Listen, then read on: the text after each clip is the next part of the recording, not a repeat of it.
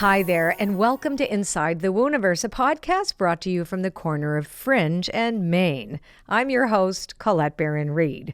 Joining us today is celebrated author, international speaker, doctor, founder and visionary of the Morter Institute for BioEnergetics, Dr. Sue Morter. Dr. Awesome Sue has over 30 years of experience as a doctor who bridges ancient wisdom traditions with cutting-edge quantum science. Her highly praised The Energy Codes guides you to unprecedented levels of self-expression, health, and healing. And I am over the moon and very excited to speak with you about the Energy Codes. One more thing about you, Dr. Sue. Dr. Sue's visionary models and techniques ignite an entirely new approach to accessing creative genius, and her ideology, depending on what country you're in, encourages us to embrace the thought that, quote, there is good in everything that is occurring, and what happens in this universe is happening in favor of us awakening to the greatness of our being. Boy, do I love that. Welcome to the WOONIVERSE, Dr. Sue. It's always so good to be with you. I absolutely love you, and I love the work that you're doing in the world. And I'm thrilled that you've invited me here for a conversation. This is going to be fantastic. I am very excited because you are one of the best conversationalists, I must say. And as I said to you before, I must have given away 20 of your Energy Codes books over at Christmas. It was, it's real. Oh my gosh, everybody needs to go read that right away. Anyway, let's get started. This is all about you. Now, I've heard you say that you were, quote, raised in a conversation about the body's ability to heal itself, which sounds quite fascinating. What was that like growing up in this conversation? You know, I would have to say that the greatest thing about that was that it gave me a sense of knowing that actually all is well. That even if we get sick, that the body knows how to heal, as long as the communication systems of the body are working and talking to each other, which we can enhance and manage ourselves, then we will self-heal. So you don't have to worry about getting exposed to something, getting sick, what's going to happen to me if. And so it kind of just gave me this sense of security, or a sense of self that was stable, kind of no matter what. So that piece on a personal note was really the outcome. But what it did was just open my mind to so many possibilities about the human system and what we're capable of. So were these your parents that taught you about this? Is this like, how did you get dunked into that tea? No, I've been steeping there, yes. So my father was a pioneer in energy medicine. He was working with the energy of the body and how we influence the energy of the body, and how thoughts and beliefs and feelings and sensations that are either expressed or suppressed ultimately create a body's ability to heal itself or to weaken over time. So he was an energy medicine pioneer long before the words energy and medicine would have ever been put in the same conversation. So he was cutting edge, and on cutting edge, you're kind of out there on your own, like getting ridiculed and getting poo-pooed, and then getting embraced and so forth. So he's no longer on the planet at this time, but I so wish that he was, because his work is so being celebrated around the world in so many different forms, where people are recognizing the truths inherent in energy and how it operates. Oh, my dad would have loved your father. Actually, my dad was also someone similar. I mean, he actually would invent things. He blew up our backyard once when he created the capacity to change anaerobic bacteria to aerobic bacteria in sewage reclamation. Like and he believed in energy medicine. Oh my gosh. And he was one of the first people to talk about electric cars back in the 60s. And, he was ridiculed and whatever. Awesome. Awesome. Anyway. Yeah, they would have loved each other. They would have loved definitely. each other, exactly. Anyway, you have the capacity to really tune into unseen energies. When was that first experience that you've had when you really got that, oh, these hidden realms are not hidden to me?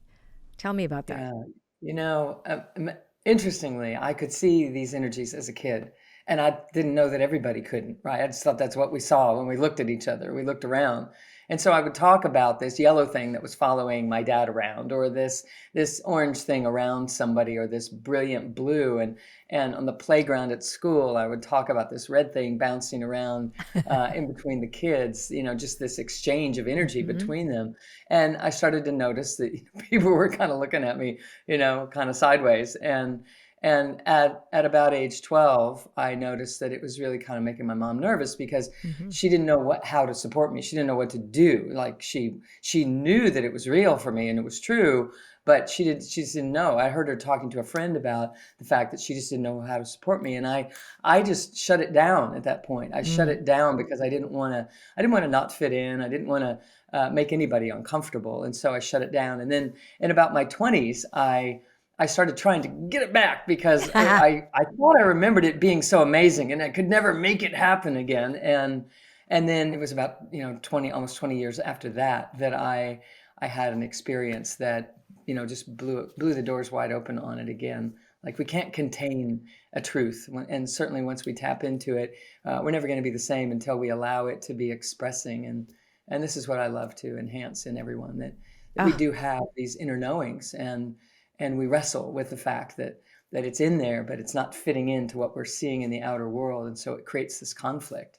And it's through that conflict that we actually evolve. But we'd like to do it with grace instead of stumbling around and bumping our heads against life.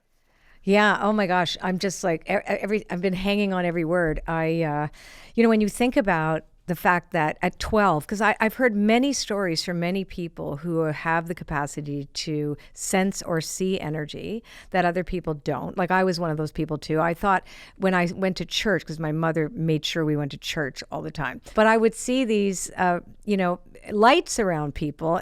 But in the stained glass, it was the saints that had the lights around them. So I just thought that meant that everybody was holy, right? Because I saw it around everybody. Right. Yeah. It wasn't, they weren't balls for me. It was more like a bit of an aura. Right. And then thing at 12 years of age, exact same age. It was like and I wonder if puberty had something to do with that too. The fact that we change at that point, and we're more self-aware, of the changes in us. Right. I definitely think so. And also, each year that we're here kind of represents a phase of our development. And at about age 12, we're really coming into the there's a 12 chakra system that actually is coming into full clarity at that point. And so our energies are developing, and our states of consciousness we become more capable of looking into the outer world and having a sense of self and how I relate to the outer world and how I'm exchanging and how that's going. Right. We become more aware and self-conscious of that. And so, because we're raised in a culture that's not really supporting everything that we're just talking about right now, we translate that into becoming worried about what our peers think, and and not knowing how to fit in, and making sure that we do, and that kind of thing. I think it's devastating for a lot of people too. I don't know if you developed any kind of behaviors or whatever. Like, I became bulimic. It's like I had to push it down, push whatever it was down. Not everybody has such an extreme response to repression, or that's suppressed. I'm different. Right. We don't fit in. And so then how do I let that energy come out in one way or another? Because it has to express, or we collapse, we implode.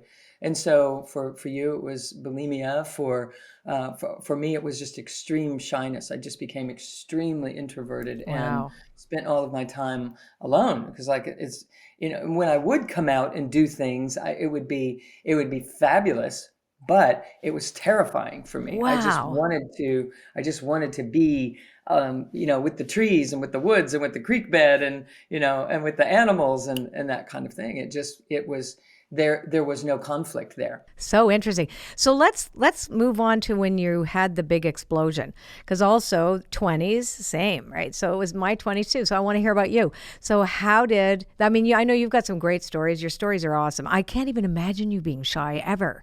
But anyway, I know. But there you go, right? That's wild. Shut down, Woo! man. It was lights out. So going back to what you said about suppressing, right? So what happens to us, like we can't hold it back. It has to eventually express itself through us. Tell me about that explosive experience that you had in your 20s? Yeah. So I started getting headaches because you can't suppress who you are and not expect to have some kind of outpicturing like we're talking about. For me, it also showed up as physical compression, physical suppression, and it turned into migraine headaches. And so I was very young, but graduating from school and opening up my own clinic and getting started with helping people. And I started getting these headaches. And it was so ironic because I could help other people with their migraine headaches, but then I would shut down and just, unable to lift my head up off the pillow in the room, shut the shades, black light, all of that, just had to. For, it became more frequent. It became once or twice a week. I was missing days of work with patients because I couldn't get out of bed because of the pain. And I just started, thinking, yeah, I got to do something. And so I started, when I was okay, I would start listening really closely when I was talking to my patients, because I would listen to what I was saying to them, because it was like, I had to take my own medicine. And they were getting results. And so I was like, surely I can get results too. And what it led me to was I started, slowing down the breath and breathing in the belly. But I was really drawn to meditation. And so I sought out a meditation retreat. And of course, as soon as you turn on to something, it starts crossing your path, and people were offering up things. And I instantly knew that I was supposed to do these things. And I instantly started having transcendental experiences inside of these meditations. It was like just sitting there waiting to happen. And ultimately, just instantly, I should say, I in the very first time I sat down in a room of 300 people in a guided meditation, and I lit up in another realm that was filled with light, and there was just this big blue sphere in front of me, and it was the only thing that existed was this blue sphere. I later learned it was the blue pearl, which is a destination that lots of meditators were trying to access at some point in consciousness, but it's just taking us to the beginning of becoming. And I didn't know any of that, and all I knew is that I'm going to do more of this meditation stuff. I don't know what's going on here, but I'm in. And so I started going to these programs regularly, and within like 3 or 4 or 5, right in there, they started happening. And I had this opening, Colette, that I lit up in this realm. I could see this brilliant light in a spherical fashion, every direction that I looked, and I could see in every direction without moving my eyes. I could see behind me, in front of me, to the side, above, below. I could see the earth beneath me about the size of a marble, and I was embedded into it as this ray of light up to what would have been my knees. And every time I took a breath, this beautiful pink iridescent translucent horizon would rise up on an inhale, and it would just gracefully lower as I would exhale. And I knew that this light that I was in was becoming a vibration through my system. And the vibration was what we call love. It was love. And I knew that this was true about every one of us. And I just want to say this lastly, that there was nothing to accomplish.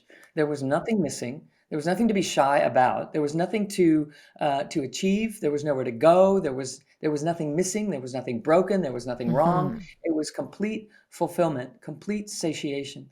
And I knew that to whatever degree that human beings would allow themselves to let this be true, that we would allow more light to pour through the systems that we are and emanate into this realm that we're coming to facilitate, the evolution of consciousness. And I knew all that in an instant. And, it was mind-blowing.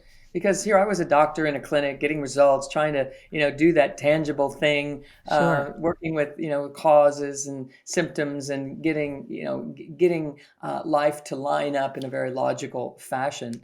And lo and behold, it turns out it's a quantum world. It's a quantum world. A linear world. And so logic kind of doesn't apply in the world of ultimate healing and the miraculous and what we're really made of. So we're here to learn how to walk between those worlds and bridge them together. As I know intimately. So you said something really, I thought was really meaningful. And you said something about whatever people will allow, right? You said, says, I think that we give permission to reality, right? It's like what we allow reality to be part of, like it's our decision. It's what we're willing to say, oh, yes to, right? Because I think that is out of our conditioning, et cetera. We make an agreement with reality. We say, okay, you get to exist like this. And I think that when you get a taste of something beyond that, it then says, oh, I can have that too. I do think that it's like being able to facilitate, which I know you do, people's transcendent experiences. Even if it's just a tiny touch of it is enough to open the door. And I think people are really stuck because they've made an agreement with reality that this is what they've agreed to allow and this is it. So moving past that, can we talk a little bit about resistance and the usefulness of resistance in this? Sure. So I just love you, by the way. You're just asking the really great questions. So when high frequency energy, which is what we're made of, hits the density of physical matter, which is where we are, in the third dimension, in human bodies and form, there's a natural law of physics that would state that friction occurs. Right. Friction occurs. That when high frequency energy hits low frequency energy, there's friction between the two. Right. And inside the human experience, that friction looks like resistance. It looks like something that we're pressing ourselves against. It looks like not getting along with your spouse or your parents or your siblings or your children or your boss, or it's that rub. Mm-hmm. And it's inside of that rub space, that where those two are meeting, that we're able to start to feel and sense and then choose in accordance with what we will allow to come through us and into this dynamic without hesitation. And if we are identified as a personality that thinks that it's shy, or a personality that thinks that it's not capable, then we don't allow something greater to come into this moment, and we retract from it and validate encapsulation instead of allowing expression and an expansiveness to happen because we're here, where we're solving these problems rather than reacting to them as if they're real. Because we're just here to bring high frequency energy. We are the solution. We're here to bring the love into the situation. But because we aren't lined up with that, with our awareness, we think we're supposed to behave in a way that allows us to get the love. And that is where we are duped. And, I just want to say that the thing that really is not, it's a little counterintuitive, is that to allow the greatness to come through, we have to humble down. We have to release the idea that we think we know who we are and surrender that and allow something bigger to manage this situation, to allow something bigger to come into these areas of resistance and allow them to be flooded with something that is alchemizing and melting and transducing or transmuting in some way. And so it's the humbleness of our hearts that allows that to happen, not the certainty of our minds, unless our mind is becoming certain about the fact that we are made of love, and that if we will just allow ourselves to lean in, love will prevail. Don't you find too the strident need for certainty is really being highlighted right now these days, with there's so much divisiveness or divisiveness. I don't know how we have the right way to say it, but that there's just so much of that, so much uncertainty in the world. But my husband keeps reminding me there's always been uncertainty in the world. Like I go, wow, it's so uncertain. He goes, really? Like it's always been uncertain. It's just a different type of uncertainty that we're being basically sold, right? To keep us looking for certainty. And then when we look for certainty, we're looking for something fixed. And you just said encapsulated, right? So we look, it's when people look for when is this going to happen? What is going to happen? And I always say, no, it's how is this evolving is the right question. How is this unfolding as opposed to the other? Because we get so stuck, and so we're trying to figure it out. We're trying to solve a problem when the solution arises just out of what you were saying. Like you become the solution when you surrender. Because it's really about surrendering certainty. And then you get it.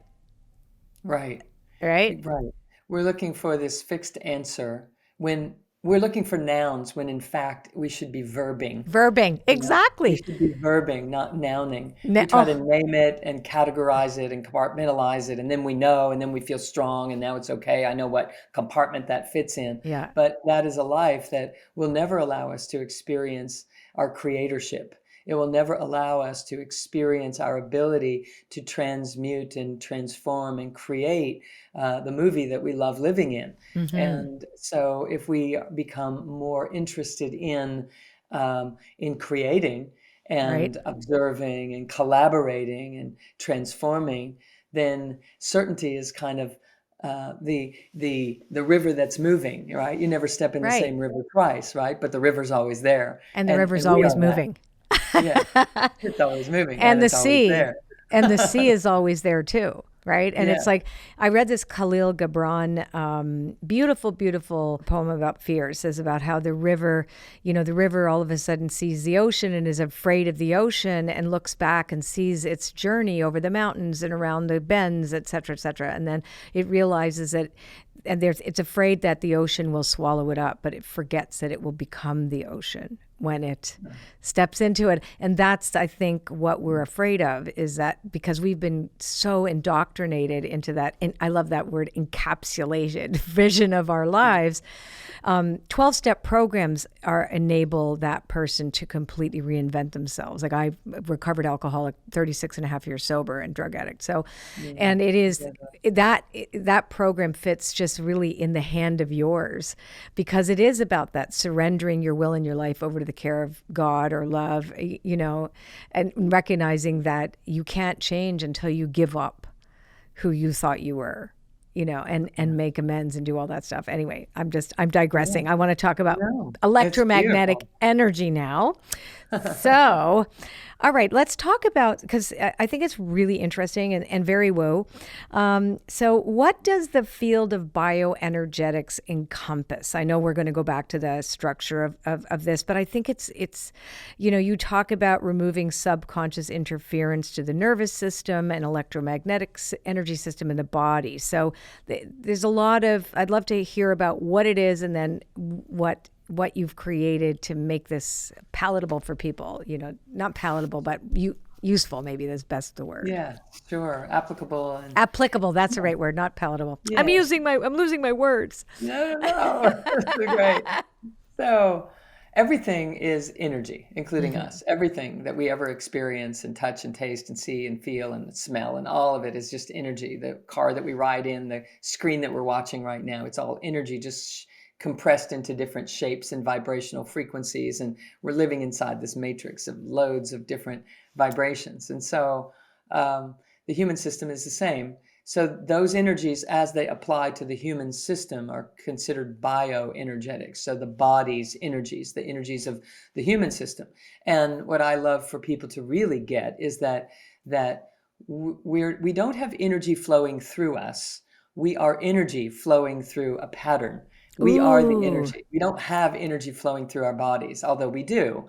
We are the energy that is flowing through that body. And that might be a bit of a deep conversation Oh, for what we're, where we want to go right now. But I I just want to have go to there. say it. I know you do. So Uh-huh. I actually have some images that I use when I'm teaching, and I can see them out of the corner of my eye. Love Can I it. just show Yes, a yes, yes. picture? For Okay. those of So us who are watching on this is YouTube. pretty cool.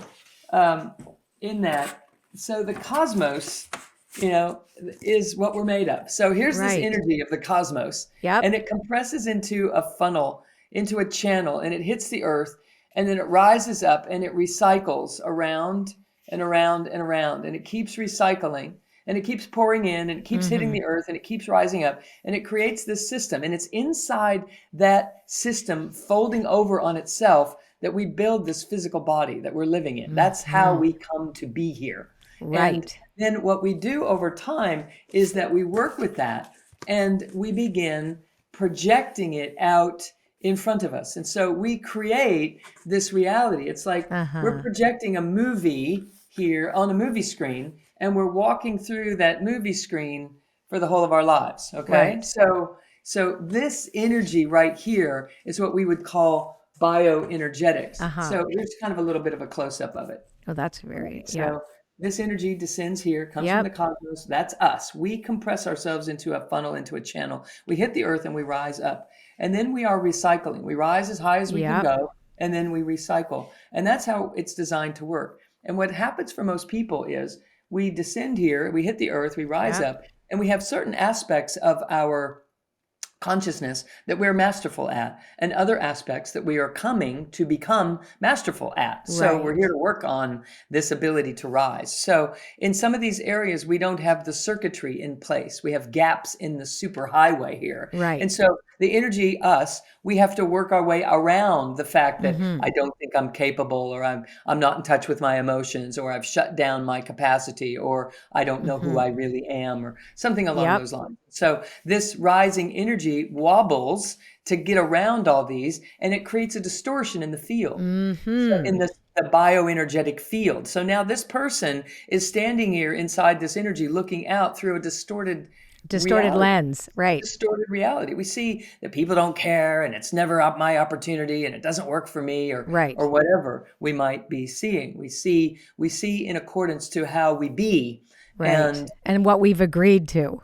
what we've agreed to, right? Yeah. It is an agreed upon Mm-hmm. exchange. So if I'm pretty convinced that I'm not talented, or that I'm not Yep. artistic, or that I'm not creative, I'm pretty much saying this little blockage here, this little gap remains. Right. When push comes to shove, this gap remains. And so what we're saying is, if we would just let go of the idea that we're not enough, or that we're Right. not something, or that we're too much of something else, if we surrender that idea, then by nature, this very Right. flow is inherent. This is what's designed to happen, and it's going to happen if we let it happen, if we Right. allow it to happen. It's not something we have to go and get. It's right here. It's just something we have to let happen. I love that And you said earlier too that we are the energy that flows through a pattern. And now, would you say that the pattern is what is conditioned, right? There's two. One, a natural pattern that is limitless, that is, that has hyper potentiality, et cetera, and goes full beyond what we think is possible, which we've ever experienced, right? So, but then this other part that's like, oh, this is certain. You have to be this, you have to be that. You're not this, you're not that. And different experiences you have create that story or that narrative. So your work is really about helping people move beyond their encapsulated agreement that came from, their conditioning.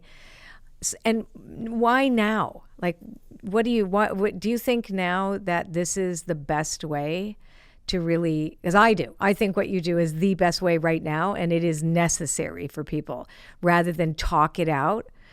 yeah, It's right, because I think talking about it all the time, oh, my conditioning, oh, this happened, oh, that right. happened, whatever, I think just keeps on reinforcing the narrative. Yeah. I'd love to hear your Recreate. view on that.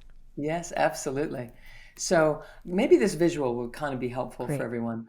I kind of describe it like when we land here, we sort of splat, and you just kind of picture picking up a pitcher of milk, because we could see the milk, and just pouring the milk on the tabletop. And there it sits. It splats on the tabletop. And out on the perimeter is where we begin to engage in the world. We're like, am I Right. safe? What's going on here? Here I am. I'm all splatted. How do Yeah. I fit in? How do I make sure everything works, and that I'm going to make it in this world? And then the process of our lives is to pull ourselves back together from this splat.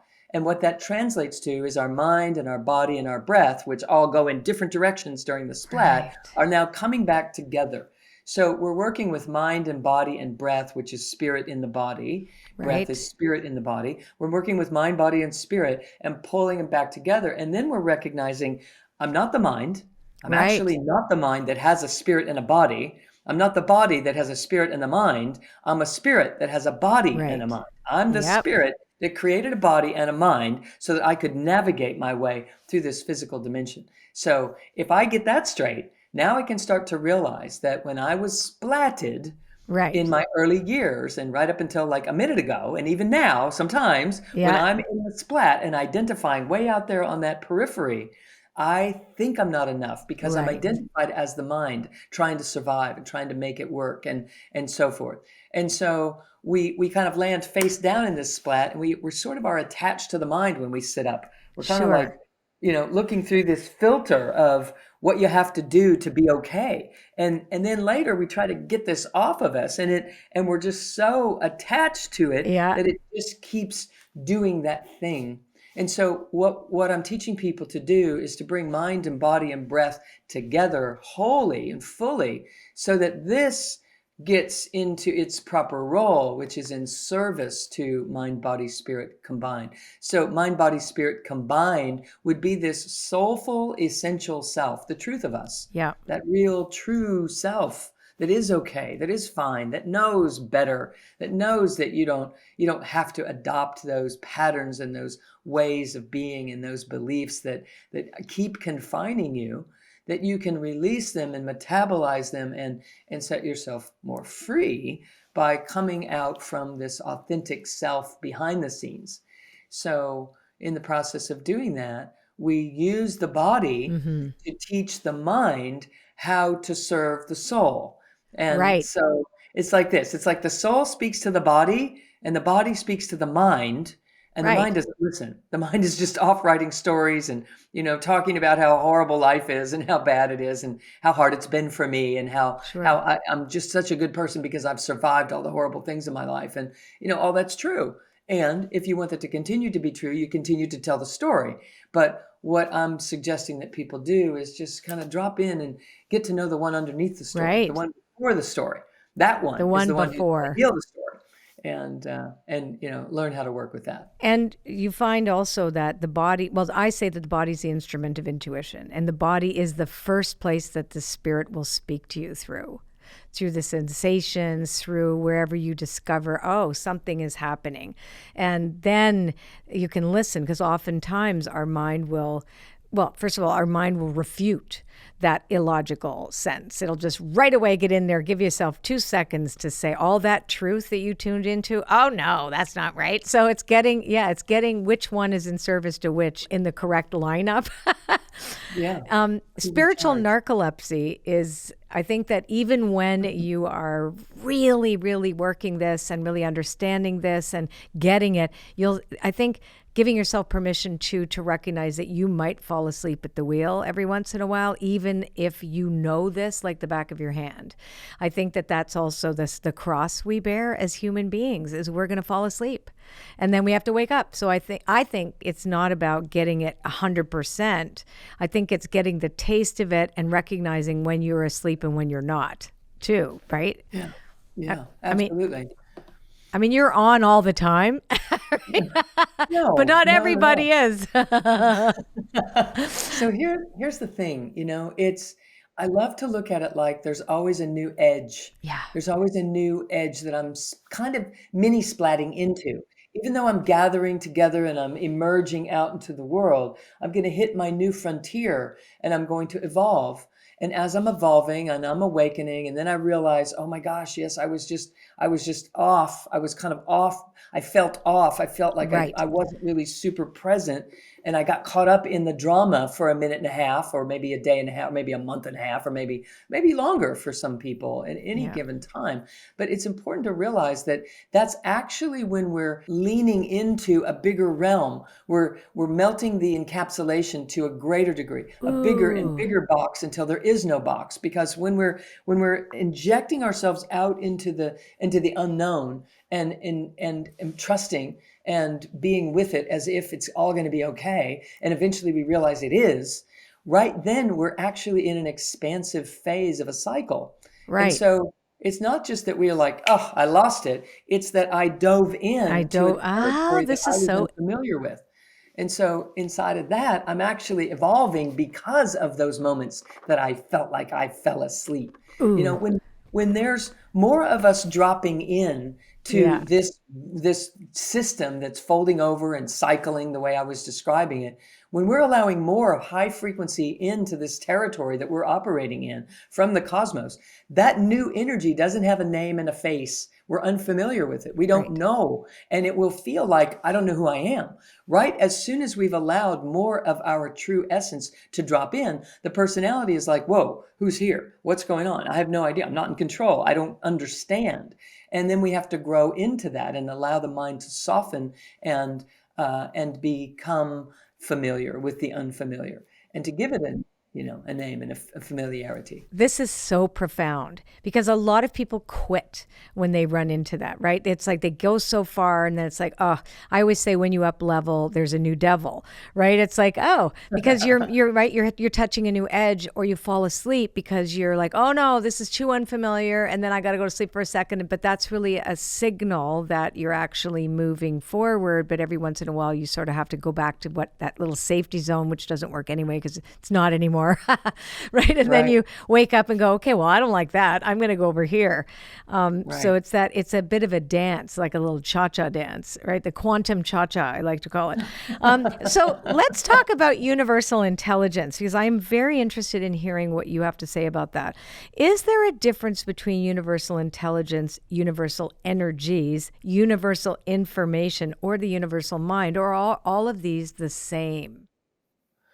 Beautiful. So yes, super consciousness, universal mind, universal intelligence, what it's trying to get, what all of these terms are pointing toward are there is a higher way of perceiving than what we have developed as the standard human being 5 sensory stimulus response presence that we've come to know ourselves as. There's a higher mind, a bigger mind. Right. And ultimately, if we look at this image that we were looking at, this is intelligence. This is information. Right. All of it is information.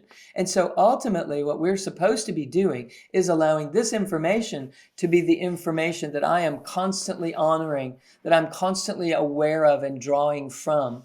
And a byproduct of that is that the universal mind becomes my mind. Right. It becomes the one I'm using. I'm using the universal mind, the universal intelligence, the presence of all possibility becomes my possibility if I allow myself to be this stream of energy that is streaming that information.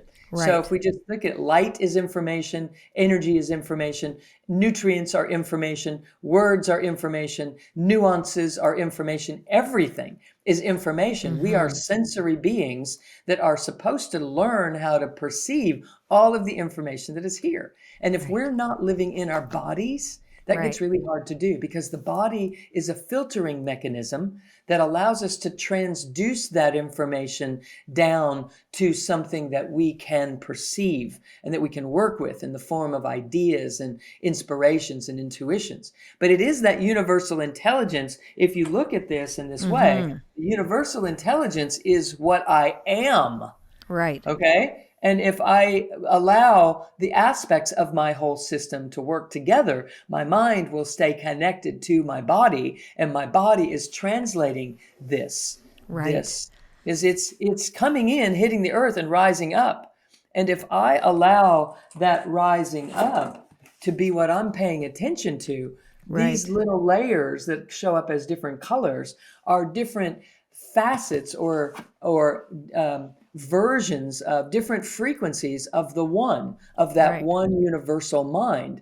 It's getting translated into components, versions, aspects of that wholeness. And so it's the body that allows that to happen.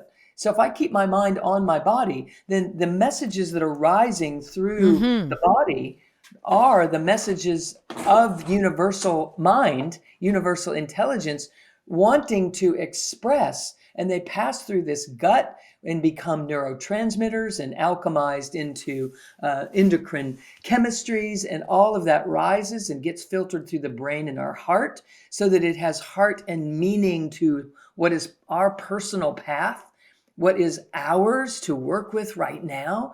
And then it rises up to the brain in our head and becomes ideas and inspirations and intuitions and inner knowings that are carving our path if we'll let them. If we'll let them. If we'll let them. If we'll let them. One of the things that I learned from you, I had some violent experiences when I was younger. So I found that I was disconnected from my body, right? I found myself tuning out, and I would ask my husband, I bump into stuff and whatever, use your body, right? But why I think your work is so profound is that you bring it to that. Because, I think especially as women, when I was 14, my mother put me on a diet, for example, that I was taught that my body I had to control it or somehow it wasn't okay. Do you know what I mean? Like somehow, or I had to use it in a certain way, or I was anyway, so the whole concept of disconnection from the body can actually prevent us from being connected to the spirit, because a lot of people go running into spirit.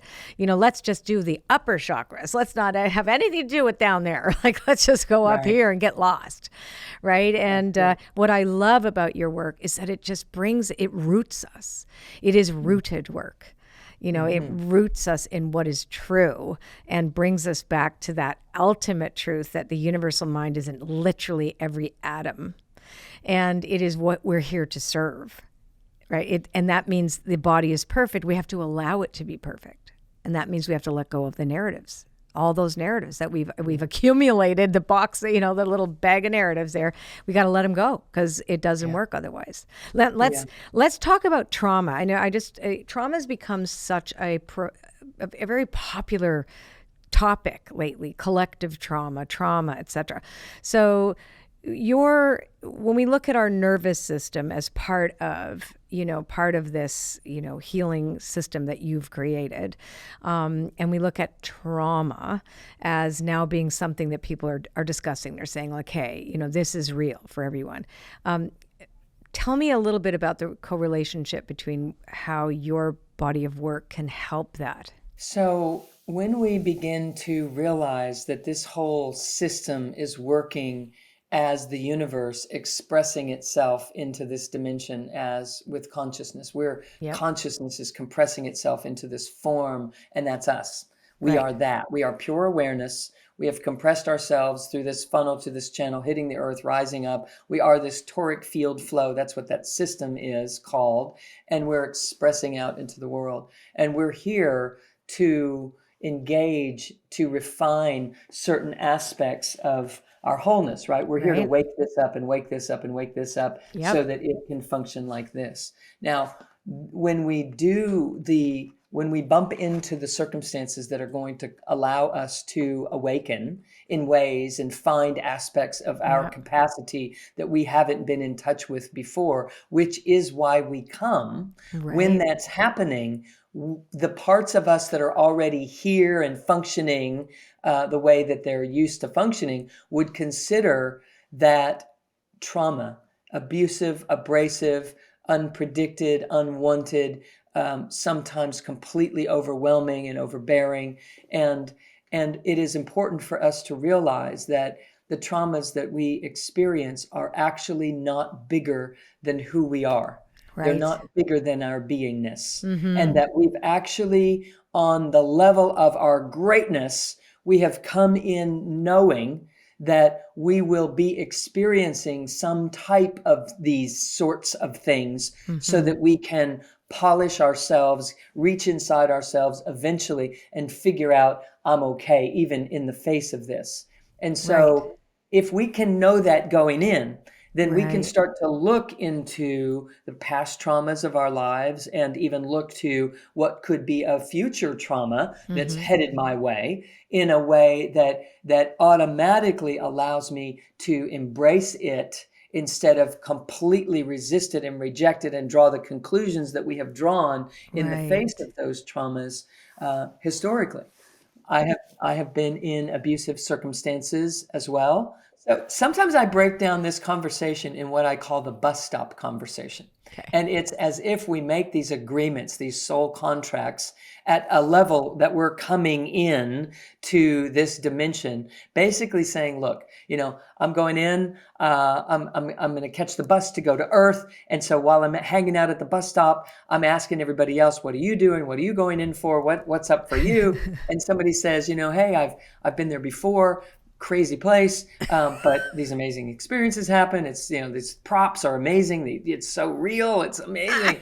So it has you going for a while. You think you're actually in this movie. So I accidentally did this thing the last time right before I left that they call forgiveness. And I had been holding on to all this stuff. And at the last minute, I just released it because I didn't have the energy to hold on to it anymore. And I had this revelatory expression of bliss. I had such an amazing experience when I let go. I didn't even know I was supposed to let go, but I did. So now I'm going back to let go sooner so that I can have like a level 10 experience of this forgiveness stuff. So everybody else at the bus stop is like, wow, how you're going to do that? And the person says, well, somebody's going to have to do something that's like nearly unforgivable. And then I'm going to have to live with the effects of that for a long time. And I'm going to contract, I'm going to drop inside, I'm going to retreat, or I'm going to get angry or whatever. And I'm going to use my resources in a way that they're not designed to be used. And eventually I'm going to get sick and tired. And then I'm going to get tired of being sick and tired. And I'm going to reach inside myself and find some part of me that I didn't even know existed and pull it up and out.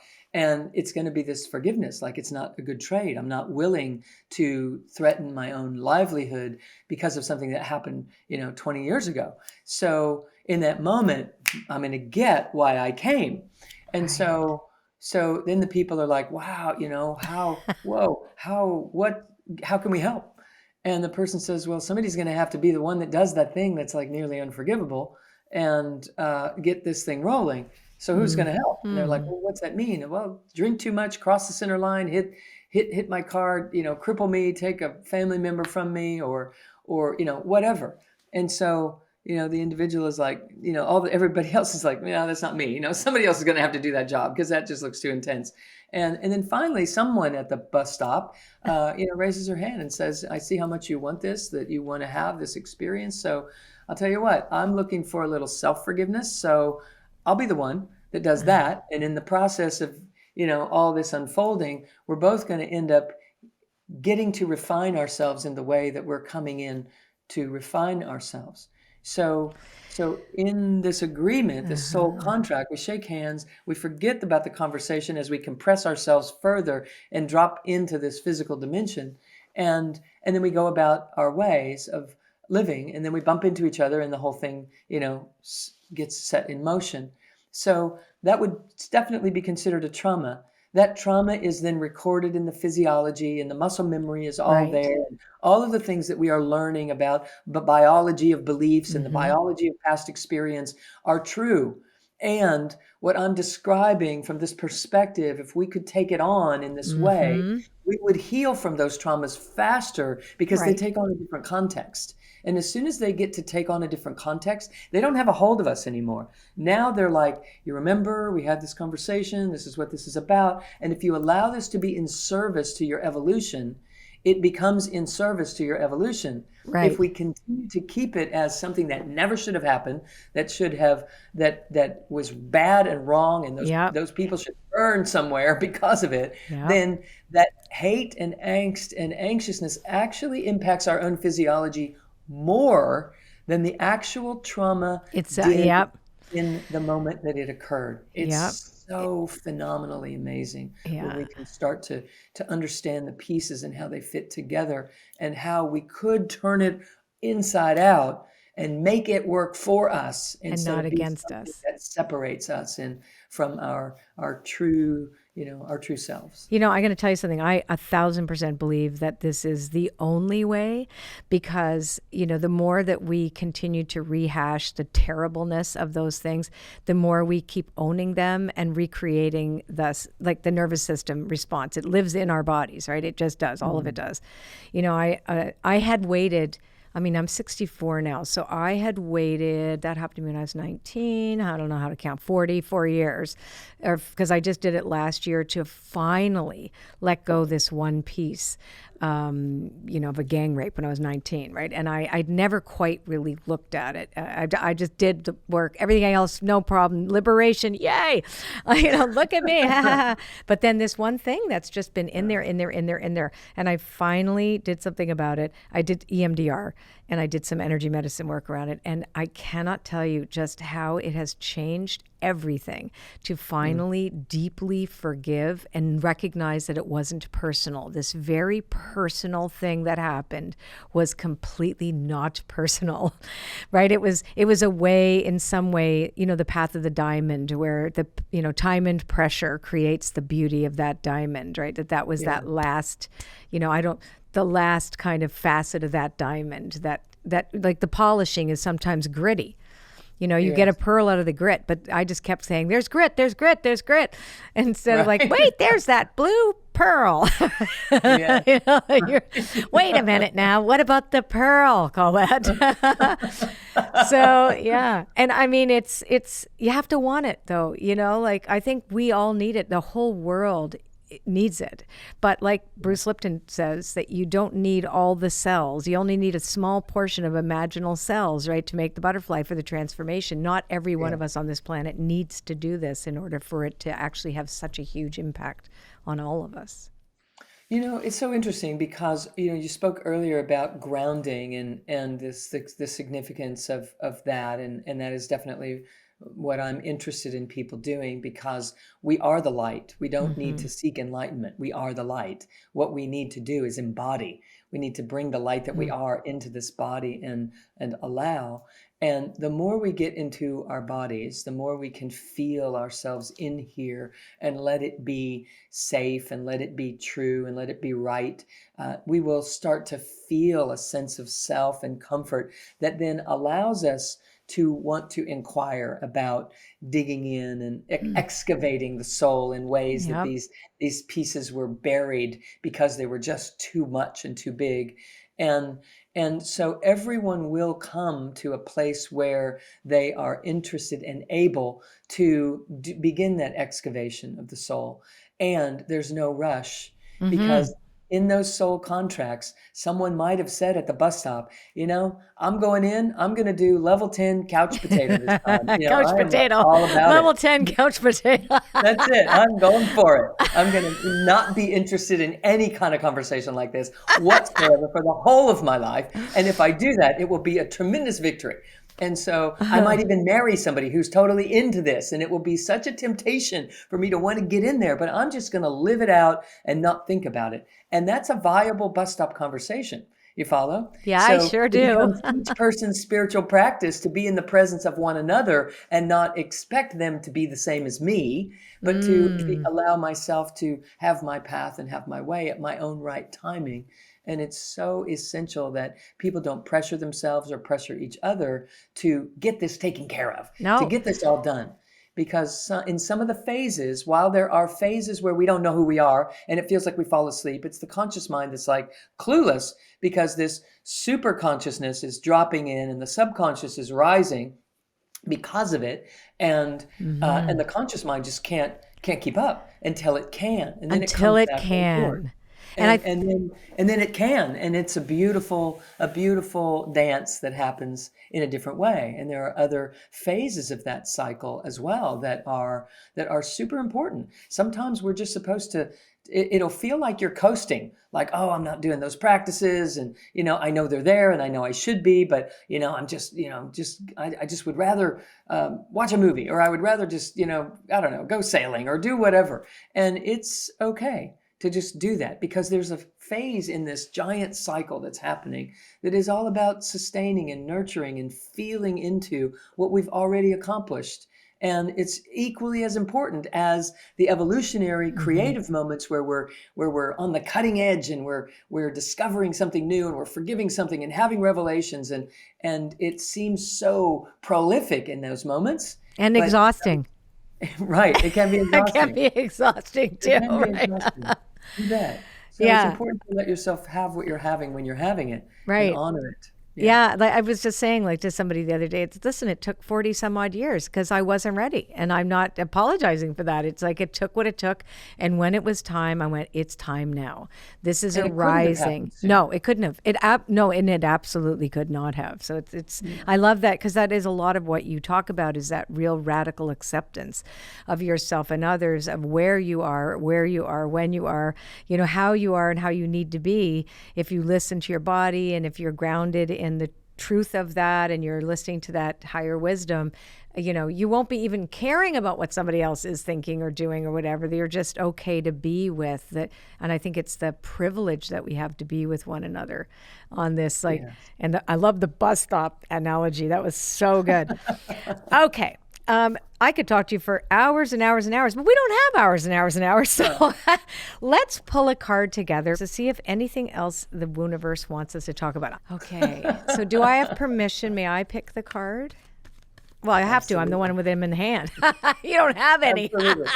That one right there. This one, right? The one on top? Okay, let's do that. Let's find out. No, whatever. Serendipity. There you Trusting in serendipity, and which is really about those happy synchronicities. Let's just quickly dive into that. I think it's a great topic. I'll just tell you what I know about this, which is really about remembering that it isn't just the individual journey, that we are co-creators, that the universal mind will orchestrate the world and move around the chessboard, so that we will meet that person at the right time that matches our energy, that takes us, that because we're not here doing it all by ourselves, right? That energy, it's not just us doing all the work. What do you think about that? Totally.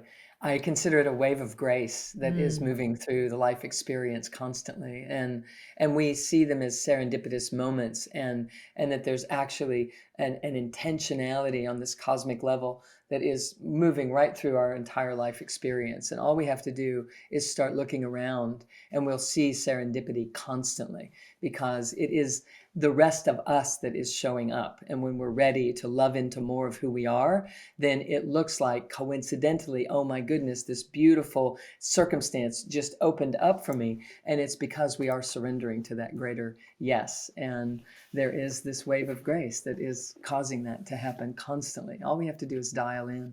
Serendipity. Beautiful. Oh my God, I love what you just said. Oh, I hear angels singing. Oh my God, you are so brilliant. Okay, this has been such a fantastic conversation, but now it's time for us to switch gears and travel into another dimension of the Wooniverse called the Tea Time After Party, a place where we're going to kick up the fun. Not that that was not fun. Okay, that was so fun. Joining us now is our executive producer, Connie Diletti. Are you ready, Sue and Connie? Yes. Okay, these are fun questions. I'm going to start. You have to wear a t-shirt with one word on it for 1 year. Which word would you choose? Yes. Oh, That's a good one. that's awesome. That's a great one. We need a yes t-shirt. Okay, that's really good. I love that. Connie, your turn. Okay. Dr. Sue, what is your most unusual talent? My most unusual talent? I can show it to you here. My most unusual talent was I can move one eye without moving the other. Oh. What? Can you show us? You want to see? Yes. Of course. Okay, now, I've never actually done this, in a broadcast, but here we go. Okay. So we go like this, and then we go like that, and then we go like that. Freaky! Look what you That can do! is, Did you see that? that was, for anyone listening, please go to YouTube. You must go see this. You You must see this. That's Oh amazing, my Dr. Sue. God. Wow. Oh, Like, we need a minute on that one. We need That was a minute amazing. to like- Give us up together here. Yeah. That was awesome. Oh my God. Okay, I got a good one. If you could throw a party, what kind of party would it be, and who would be there besides me? And me. Who would be there? If I could throw a party, Yeah. oh my gosh. Let's see. I would. What kind of a Yeah, party? what would kind it of be? party? Like, give me A examples. tea of, party, like- dinner party, Costume party. costume. Okay, I would. I would throw I would throw a beach party where everybody could just play in the ocean and be up on the sand, and come into the house and just have all the food that's just abundantly available. And then we would spend time at a time that I call church, which is when the sun hits that golden hour at the end of the church. day, I and get it. everybody would just kind of gather around, and we just start talking about what has heart and meaning, what's the most meaningful aspect of life for you and for you, and everybody just being in this this group share. I love those moments, and I have the wonderful opportunity of experiencing that. But I need the two of you to show up to the next one, okay? So, We'll who be else there, right, will? Colette? We will be. Yes, That sounds we will. amazing. But if Incredible. you could invite somebody living or dead, right, that would come to your party, that, famous, that we might know, or maybe we don't know, who would you invite? Besides us, obviously, because we're alive. who else would need to be there if the two who of you would were need to be there? Really. Just saying. That's a good way of getting out that question. I would love. This is interesting. I've never answered. People have asked me this question before, and it's never come out before. But I think that I would ask Mary Magdalene. Wow. Oh. Yeah.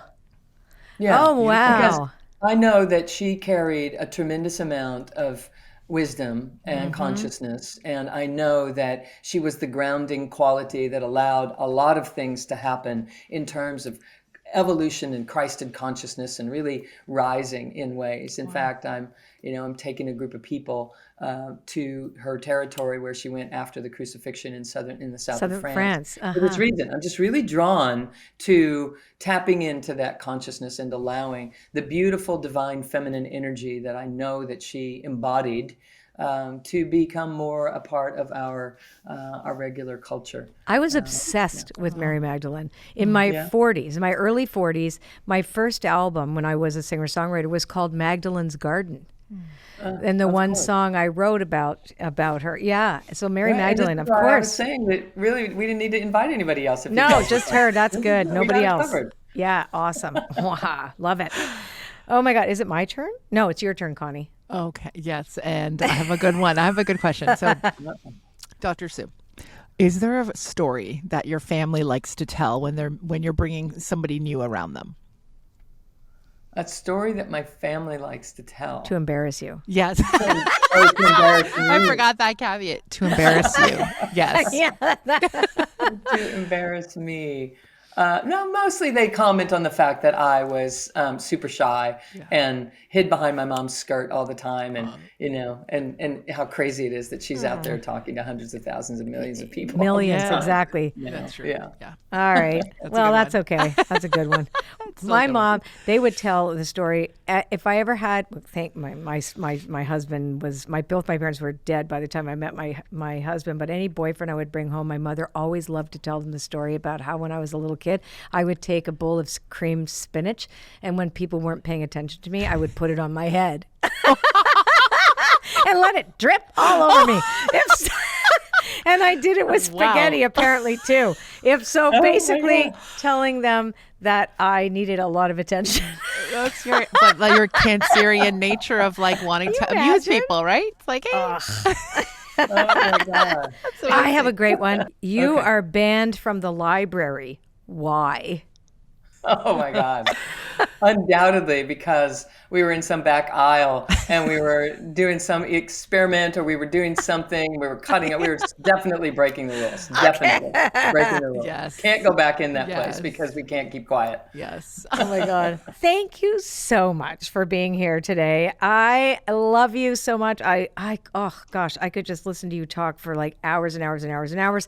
So everybody, if you are interested in learning more about Dr. Sue, and I want you to run right now, her website is drsuemorter.com. So easy. SUEMORTER. Don't forget the DR. And she goes live on her Facebook page at 7 p.m. Eastern Standard Time, which is New York time, every third Wednesday of the month. Amazing. And you can find links to visit Dr. Sue, plus a transcript of this conversation, quotes, and a special gift from Dr. Sue on our show notes page, which you can access via the link in this episode's description.